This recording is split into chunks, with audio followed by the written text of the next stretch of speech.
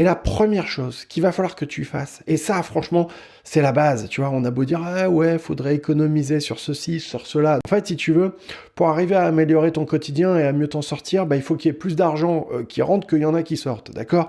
Donc peut-être que tu as d'abord et avant tout un problème de rentrée d'argent, un problème de revenus. Ça veut dire qu'on peut commencer à travailler là-dessus, bah, tout simplement en ayant un job qui soit mieux rémunéré ou tout simplement en ayant un job si tu n'as pas de travail aujourd'hui.